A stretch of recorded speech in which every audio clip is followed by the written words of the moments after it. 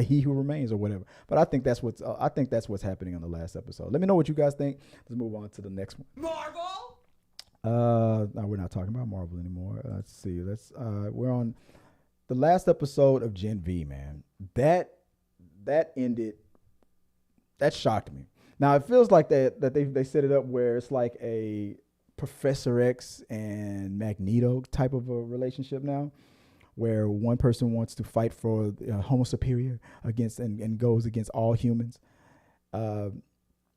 With these two going head to head and the way it ended, I did not, with the cameos that we got with the leader of what's her name, Leslie or something like that. What's her name? The leader of VOT.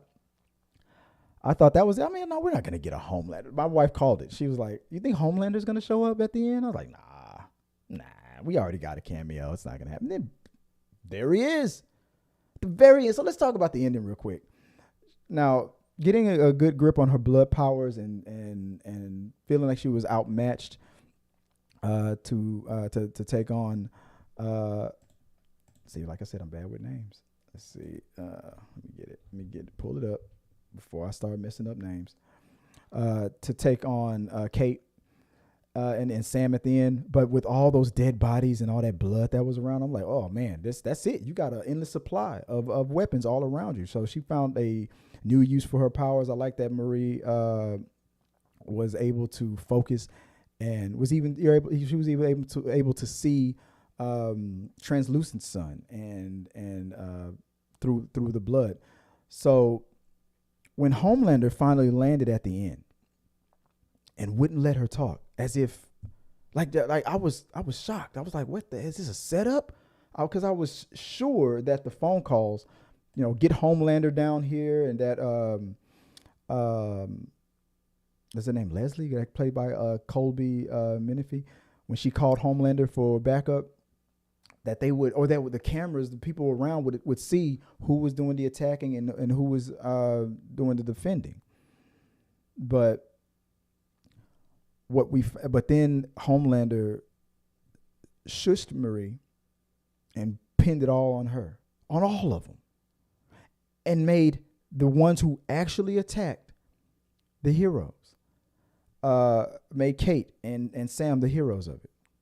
And I don't understand why. It makes no sense to me. If you have a theory that you're a better way to explain it, then I can understand it. Let me know, because that was what baffled me. But then when we finished watching the episode, my wife looked it up and she wanted to know where on the timeline what this would be for the next season of The Boys.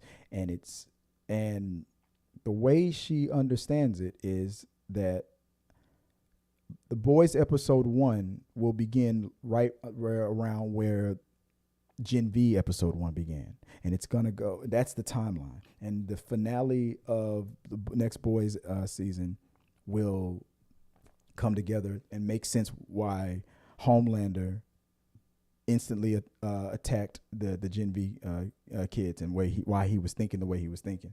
So something was happening that we don't know of yet until we see the next season of The Boys that triggered Homelander to do what he was, got him put up to do what he was doing. It's probably a plan that he's gotten in place. He needs to use Kate or use Sam for his benefit or to his advantage. But I'm looking forward to it. This was almost a perfect season. To me, the weakest, what could be considered the weakest character in the bunch, in there, turned out and Emma turned out to be the best actor and character, like the best development of a character on the show was Emma's character. That she hands down is the star of it. Not the most powerful character in the team, but who knows? Maybe she will become that because hell, her being able to figure out how to control or shrink without having to, throw up the way she was doing. I knew that had to be where that's what would go with her, because it made no sense. Why would that be the thing that triggers your My wife thinks it's like if the way they argued, her and Emma and Sam, that theater performance on the stage, no less. It was that she feels like it was because he made her feel small that she was able to get small. I was like, maybe it's more than that. Maybe it's, I don't know. Maybe that is the trigger, but that would also be weird. It's better than throwing up, but that's that. But if she's able to control it shrinking wise, then she should be able to control it growing wise. So she could be a super threat in the future. But hands down, to me, she's the best character on the show. Her dynamic between her and Sam, that's one of the best things about the show. Kate being one arm short, I feel like that's like one down, one to go. So I feel like at the end of season 2, maybe she'll get the other arm. That way, that's how you're gonna neutralize her. But her still having one hand to conduct her powers that means she's still a threat out there. So what does Homelander need with her, and what is he planning on doing? Or was he really confused? Did he, just because he saw Marie winning, he just assumed she was the attacker? But then why was everybody else arrested as well? Did Kate do her thing with Homelander and convince him to take them all, arrest them and play innocent, play the victim for her and Sam to get away? And now that Sam is in a mental state of not caring, how much of like him and Homelander are going to get along big time. So hell, he might join the 7, but Homelander's going to probably look at him as a threat.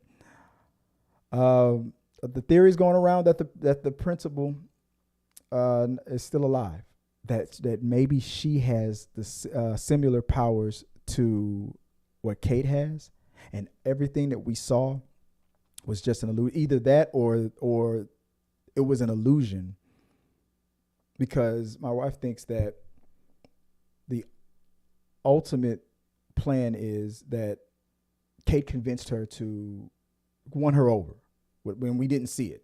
Like, we saw that it was kind of happening, but then we assumed that Kate didn't buy it, and that's why that she took her out. But my wife thinks that no, that she did buy it, and that she is still helping the principal.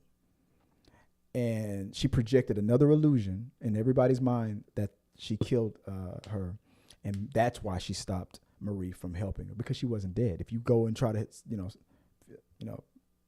stop her blood or from spilling out, you're going to know that she wasn't really cut at all, that it was all just a lie.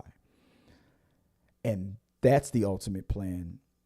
For that, to me, tells me that's if that's true, then that's the ultimate plan of why Homelander was convinced that Marie and her friends were the antagonists, and why Kate was not and was the hero.